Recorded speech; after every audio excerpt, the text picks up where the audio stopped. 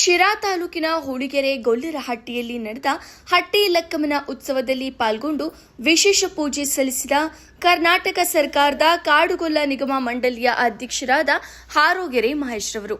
ಈ ಸಂದರ್ಭದಲ್ಲಿ ಮಾತನಾಡಿದ ಮಹೇಶ್, ಸಮುದಾಯದ ಮಕ್ಕಳನ್ನ ವಿದ್ಯಾವಂತರನ್ನಾಗಿ ಮಾಡಿ ಆಗ ಸಮುದಾಯ ಬಲಿಷ್ಠವಾಗುತ್ತದೆ.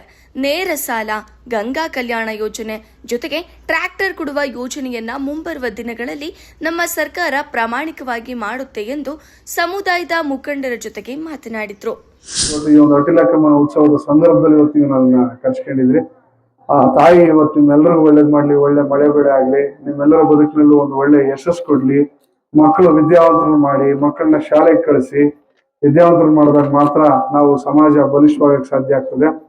ಅಲ್ಲೇ ತನಕ ನಾವು ಯಾವ್ದು ಆಗಲ್ಲ. ಆಗ್ಲೇ ನೀವು ಹೇಳಿದ್ರಿ, ಇವತ್ತು ನಮ್ಮ ಒಂದು ಸ್ವಾತಂತ್ರ್ಯ ಬಂದು ಇಷ್ಟು ವರ್ಷದ ಮೇಲೆ ಇವತ್ತು ನನಗೆ ಒಂದು ಸಚಿವ ಸ್ಥಾನಮಾನವನ್ನ ಇವತ್ತು ಸಿದ್ದರಾಮಯ್ಯನವರ ಸರ್ಕಾರ ಮತ್ತು ಡಿ.ಕೆ. ಶಿವಕುಮಾರ್ ಅವರ ಒಂದು ಸರ್ಕಾರ ಇವತ್ತು ನನಗೆ ಇವತ್ತೊಂದು ಅವಕಾಶ ಕೊಟ್ಟಿದೆ. ಬಟ್ ಇದೆಲ್ಲದಕ್ಕಿಂತ ಮಿಗಿಲಾಗಿ ಇವತ್ತು ನನ್ನ ಕ್ಷೇತ್ರದ ಶಾಸಕರಾಗಿರ್ತಕ್ಕಂಥ ಸನ್ಮಾನ್ಯ ಟಿ.ಬಿ. ಜಯಚಂದ್ರ ಸಾಹೇಬ್ರು ಇವತ್ತು ನಿಜವಾಗಿ ಅವ್ರನ್ನ ನಾನು ಇವತ್ತು ಈ ದೇವಸ್ಥಾನದಲ್ಲಿ ಸ್ಮರಿಸಬೇಕಾಗ್ತದೆ. ಯಾಕಪ್ಪ ಅಂತ ಹೇಳಿದ್ರೆ, ಸ್ವಾತಂತ್ರ್ಯ ಬಂದು ಸರಿಸುಮಾರು 79 ವರ್ಷಗಳಾದ್ರೂ ಸಹ ನಮ್ಮಲ್ಲಿ ಯಾರೂ ಒಂದು ರಾಜ್ಯ ಸ್ಥಾನಮಾನ, ಸಚಿವ ಸ್ಥಾನಮಾನವನ್ನು ಯಾರೂ ಅನುಭವಿಸಿಲ್ಲ. ಅದಕ್ಕೆ ಮುಖ್ಯ ಕಾರಣರು ಅಂತ ಹೇಳಿದ್ರೆ ಇವತ್ತು ನನ್ನ ಈ ಒಂದು ಕ್ಷೇತ್ರದ ಶಾಸಕರಾಗ್ತಾರೆ.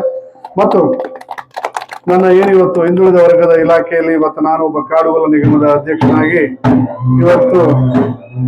ಇವತ್ತು ಏನು ನೀವಾಗ್ಲೇ ಕೇಳಿದ್ರಿ, ಹೌದು, ಇವತ್ತು 24ನೇ ಸಾಲ 25ನೇ ಸಾಲಿನಲ್ಲಿ ಏನ್ ನೀವು ಅರ್ಜಿ ಹಾಕಿದ್ರೆ ಅದ್ರ ಬಗ್ಗೆ ನೀವು ಆತಂಕ ಪಡೋದು ಬೇಡ. ನಾನು ನಿಮ್ಗಾಗ್ಲೇ ಟಿ.ಬಿ. ಜಯಚಂದ್ರ ಸಾಹೇಬ್ರು ನಾವು ತಾಲೂಕ್ ಪಂಚಾಯತ್ ಮಂಜೂರಾತಿ ಪತ್ರ ಕೊಟ್ಟಿದ್ವಿ ಅಂತ ಕಾಣುತ್ತೆ. ಬಟ್ ಕಾರಣಾಂತರದಿಂದ ಸ್ವಲ್ಪ ತಡ ಆಗಿದೆ. ಬಟ್ ನಿಮಗೆ ಸವಲತ್ತು ತಲುಪೋದ್ರಲ್ಲಿ ಯಾವುದೇ ಅನುಮಾನ ಬೇಡ. ಈ ದೇವಸ್ಥಾನದಲ್ಲಿ ಹೇಳ್ತೀನಿ, 24ನೇ ಸಾಲ ನಾವು ಮಾತ್ರ ಆದಷ್ಟು ಬೇಗ ಇನ್ನೊಂದು ತಿಂಗಳೊಳಗಡೆನೆ ಅದಕ್ಕೆ ಏನ್ ಮಾಡ್ಬೇಕು, ಅದು ಯಾಕಂತಂದ್ರೆ ಅದು ಈಗಾಗಲೇ ಒಬ್ರು ಟೆಂಡರ್ ಆಗಿರೋ ಸರಿಯಾದ ರೀತಿಯಲ್ಲಿ ಸ್ಪಂದಿಸ್ತಾ ಇಲ್ಲ ಅಂತ ಹೇಳಿ ನಾನು ಮೊನ್ನೆ ಆಗ್ಲೇ ಸೆಕ್ರೆಟರಿ ಅವರಿಗೆ ಮಾತಾಡಿದ್ದೀನಿ. ಮತ್ತು ಇನ್ನೊಂದು ವಿಚಾರ, ಮೊನ್ನೆ ವಿಧಾನಸೌಧದ ಮೆಟ್ಲುಗಳಲ್ಲಿ ನಮ್ಮ ಒಂದು ನಿಗಮದ ವತಿಯಿಂದ ಟ್ಯಾಕ್ಸಿಗಳನ್ನ ಕೊಡುವಂತ ಒಂದು ಕೆಲಸ ಮಾಡಿದ್ವಿ. ಪ್ರಪ್ರಥಮವಾಗಿ ಮೊದಲನೇ ಟ್ಯಾಕ್ಸಿ ನಮ್ಮ ಸಮಾಜಕ್ಕೆ ಅದು ನಿಜವಾಗಿ ಅಂತಹ ಒಂದು ಮಹಾನ್ ಕಾರ್ಯಕ್ರಮವನ್ನ ಇವತ್ತು ನಮ್ಮ ಮುಖ್ಯಮಂತ್ರಿಗಳಾಗಿರ್ತಕ್ಕಂಥ ಸಿದ್ದರಾಮಯ್ಯ ಸಾಹೇಬರು ಮತ್ತು ಉಪಮುಖ್ಯಮಂತ್ರಿಗಳಾಗಿರ್ತಕ್ಕಂಥ ಡಿ.ಕೆ. ಶಿವಕುಮಾರ್ ಸಾಹೇಬರು ಮತ್ತು ನಮ್ಮ ಇಲಾಖೆಯ ಮಂತ್ರಿಗಳಾಗಿರ್ತಕ್ಕಂಥ ಶಿವರಾಜ್ ತಂಗಡಗಿರವರ ಒಂದು ನೇತೃತ್ವದಲ್ಲಿ ಮೊನ್ನೆ ನಡೆದಂತಹ ಒಂದು ಎಲ್ಲ ನಿಗಮಗಳ ವತಿಯಿಂದ, ಅದು ಹಿಂದುಳಿದ ವರ್ಗಗಳ ಇಲಾಖೆಗೆ ಸೇರ್ತಕ್ಕಂಥ ಎಲ್ಲ ನಿಗಮಗಳಿಂದ ವಾಹನವನ್ನು ಕೊಡ್ತಕ್ಕಂಥ ಕೆಲಸವನ್ನು ಮಾಡಿದ್ವಿ. ನಾನು ಅವರಲ್ಲಿ ಒಂದು ಮನವಿ ಮಾಡಿದೆ ಅಲ್ಲಿದ್ದಂಥವ್ರಿಗೆ, ನೋಡಿ, ನಮ್ಮ ಒಂದು ನಿಗಮದ ಇದು ಮೊದಲನೇ ಬಾರಿ ನಾವು ಕೊಡ್ತಾ ಇರೋದ್ರಿಂದ ಇವೆಲ್ಲ ದೊಡ್ಡ ದೊಡ್ಡ ನಿಗಮಗಳು ನಮ್ಗೆ ಅವಕಾಶ ಮಾಡಿಕೊಡ್ಬೇಕು ಅಂತಂದಾಗ ಮೊದಲನೇ ಗಾಡಿ, ಅಷ್ಟು ಗಾಡಿ 100 ಗಾಡಿ ಇದ್ರು ನಮ್ಮ ಗಾಡಿ ಮೊದಲು ನಿಲ್ಲಿಸಿ ಎಲ್ಲರೂ ಸೇರಿ ಅವಕಾಶ ಮಾಡಿಕೊಟ್ರು. ನಿಜವಾಗಿ ನಮ್ಮ ಒಂದು ನಿಗಮದ ಗಾಡಿ ನಮ್ಮ ಪ್ರಪ್ರಥಮವಾಗಿ ಇದೇ ನಮ್ಮ ಮದ್ಲೂರು ದಾಸರಳ್ಳಿಯ ಮೂಡ್ಲಿಗಿರಿಯಪ್ಪ ಅನ್ನೋರಿಗೆ ಕೊಡ್ತಕ್ಕಂಥ ಒಂದು ಕಾರ್ಯ. ಬಟ್ ಇದೆಲ್ಲದಕ್ಕೂ ಸಾಧ್ಯ ಆಗಿರೋದು ಅಂತ ಹೇಳಿದ್ರೆ ನಮ್ಮ ಕ್ಷೇತ್ರದ ಶಾಸಕರು. ಯಾಕಪ್ಪ ಅಂತ ಹೇಳಿದ್ರೆ ಇವತ್ತು ಅವರ ಒಂದು ಕೊಡುಗೆ ನಮ್ಮ ಸಮಾಜಕ್ಕೆ ಸಾಕಷ್ಟಿದೆ. ಇವತ್ತು ನಮ್ಮನ್ನ ಜಾತಿ ಪಟ್ಟಿಗೆ ಸೇರಿಸ್ತಕ್ಕಂಥ ವಿಚಾರ ಇರ್ಬೋದು, ಅನೇಕ ವಿಚಾರಗಳಲ್ಲಿ ಇವತ್ತು ನಮ್ಮ ಪರವಾಗಿ ನಿಂತಿದ್ದಾರೆ. ಇವತ್ತು ನಿಜವಾಗಿ ಯಾವ್ದವ್ರನ್ನ ನಾವು ಯಾವತ್ತೂ ಮರಿಬಾರ್ದು. ಮತ್ತೆ ಖಂಡಿತವಾಗಿ ಈಗ ನಮ್ಮ ಗುಡ್ಡಪ್ಪನವ್ರು ಹೇಳಿದಾಗ ಏನು ಇವತ್ತು ನೇರ ಸಾಲ ಏನಿದಾವೆ ಕುಡಿಲಿ, ಯಾವ್ದು ಈಗ ಗಂಗಾ ಕಲ್ಯಾಣ ಎಷ್ಟಿದಾವೆ? ಸರಿ, ಆಯ್ತು, ಈಗಿರ್ಲಿ. ಈಗ ಗಂಗಾ ಕಲ್ಯಾಣ ಏನಾಗಿದೆ ಅಂತಂದ್ರೆ ಇವತ್ತು ನಿಮ್ಗೊಂದು ವಿಚಾರ ಇರಲಿ. ಈಗ ಏನಾಗುತ್ತಪ್ಪ ಅಂತಂದ್ರೆ ಇಡೀ ರಾಜ್ಯಾದ್ಯಂತ ನಾನೊಬ್ಬ ನಿಗಮದ ಅಧ್ಯಕ್ಷ, ಬರೀ ತಾಲೂಕಿಗೆಲ್ಲ ಇಡೀ ರಾಜ್ಯಕ್ಕೆ ಆಗಿರೋದ್ರಿಂದ ಇವತ್ತು ರಾಜ್ಯದಲ್ಲಿ ಇರ್ತಕ್ಕಂಥ ಎಲ್ಲ ಕಾಡುಗೊಲ್ಲರಿಗೂ ಸಹ ನನ್ನ ನಿಗಮದ ಸವಲತ್ತುಗಳನ್ನ ತಲುಪೋ ನಿಟ್ಟಿನಲ್ಲಿ ನಾನು ಕೆಲಸ ಮಾಡ್ಬೇಕಾಗ್ತದೆ. ಇವತ್ತು ನಮ್ಮಲ್ಲಿ ಒಂದು ಟ್ಯಾಕ್ಸಿ ವ್ಯವಸ್ಥೆ ಇದೆ. ಈಗ ಮುಂದೆ ಬರ್ತಕ್ಕಂಥ 26-27ರಲ್ಲಿ ಟ್ಯಾಕ್ಸಿ ಅಥವಾ ಟ್ರ್ಯಾಕ್ಟರ್ ಕೊಡೋದಕ್ಕೆ ಒಂದು ಪ್ರಯತ್ನವನ್ನು ಮಾಡಿದೆ.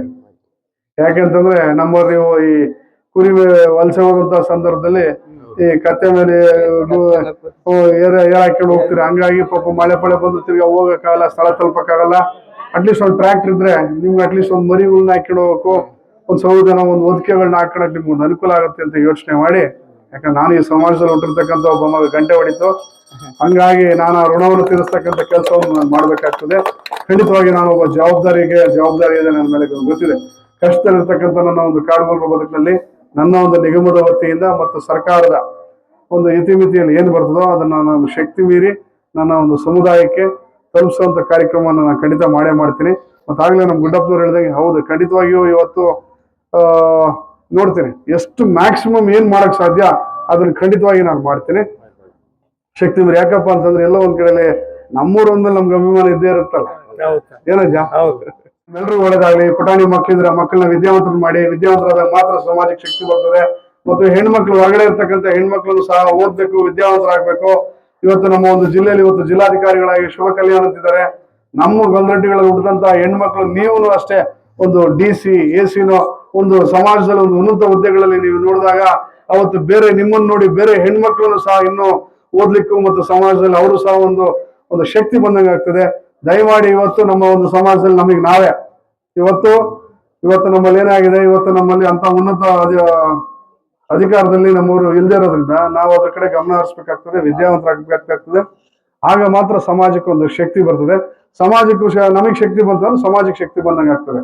ಎಷ್ಟು ಹೇಳಿ ಇವತ್ತು ಒಂದು ದೇವ್ರ ಉತ್ಸವ ನಡೀತಾ ಇದೆ. ಈ ಸಂದರ್ಭದಲ್ಲಿ ನಾನು ಕಾಯಿಸೋದು ಬೇಡ. ಎಷ್ಟು ಹೇಳಿ ನನ್ನ ಕರ್ಸೋದಕ್ಕೆ ನಿಮ್ಮೆಲ್ಲರಿಗೂ ಹೊಂದಿಸಿ ನಾನೇ ಒಂದು ಭಗವಂತನ ಸನ್ನಿಧಿಯಲ್ಲಿ ಹೇಳೋದಿಷ್ಟೇ. ನಾನು ನಿಮ್ಮೆಲ್ಲರ ಒಬ್ಬ ಮನೆಯ ಮಗನಾಗಿ ಇವತ್ತು ಅದು ನನ್ನೊಬ್ಬನಿಗೆ ಸಿಕ್ಕಿರ್ತಕ್ಕಂಥ ಅವಕಾಶ ಅಲ್ಲ, ಇಡೀ ನಮ್ಮ ಸಮಾಜಕ್ಕೆ ಸಿಕ್ಕಿರ್ತಕ್ಕಂಥ ಒಂದು ಅವಕಾಶ. ನಾನು ಅಧ್ಯಕ್ಷ ಅಲ್ಲ, ನಿಮ್ಮೆಲ್ಲರ ಒಬ್ಬ ಸೇವೆ ಮಾಡ್ತಕ್ಕಂಥ ಒಂದು ಶಕ್ತಿಯನ್ನು ಇವತ್ತು ನಿಮ್ಮ ಸೇವೆ ಮಾಡೋದಕ್ಕೆ ಭಗವಂತ ಒಂದು ಅವಕಾಶ ಕೊಟ್ಟಿದ್ದಾನೆ. ಖಂಡಿತವಾಗಿಯೂ ನಾವು ಯಾವುದೋ ಒಂದು ತಾರತಮ್ಯ ಯಾವುದು ಇಲ್ಲದೆ ಇರೋ ನಿಟ್ಟಿನಲ್ಲಿ ನಾನು ಖಂಡಿತವಾಗಿ ಕೆಲಸ ಮಾಡ್ತೀನಿ.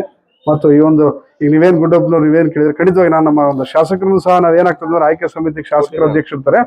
ಖಂಡಿತ ನಾನು ಅವರ ಒಂದು ಮನವೊಲಿಸೋ ಇಲ್ಲ ಇನ್ನೊಂದು ನಾವು ಯಾವ ರೀತಿಯಲ್ಲಿ ನಾನು ಕೆಲಸ ಮಾಡಬೇಕು ಖಂಡಿತವಾಗಿ ನಾನು ಕೆಲಸ ಮಾಡ್ಕೊಡ್ತೀನಿ. ಎಷ್ಟು ಸಾಧ್ಯನೋ ಶಕ್ತಿ ಮೀರಿ, ಅದ್ರಲ್ಲಿ ಅನುಮಾನ ಬೇಡ. ಎಷ್ಟು ಹೇಳಿ ಮಾಡ್ತೀನಿ. ಧನ್ಯವಾದ. ನೀವು ಸಣ್ಣ ಆಗ್ಬೇಕಲ್ವಾ, ಅದು ಒಂದು ಉತ್ತಮ ಆಹಾರದಿಂದ ಸಣ್ಣ ಆಗ್ಬೇಕಲ್ವಾ. ಪ್ರತಿದಿನ ನಮ್ಮ ಜೀನಿ ಸ್ಲಿಮ್ ನ ಯೂಸ್ ಮಾಡಿ ಯಾವುದೇ ಸೈಡ್ ಎಫೆಕ್ಟ್ ಇಲ್ದಂಗೆ ನೀವು ಸಣ್ಣ ಆಗ್ತೀರಾ.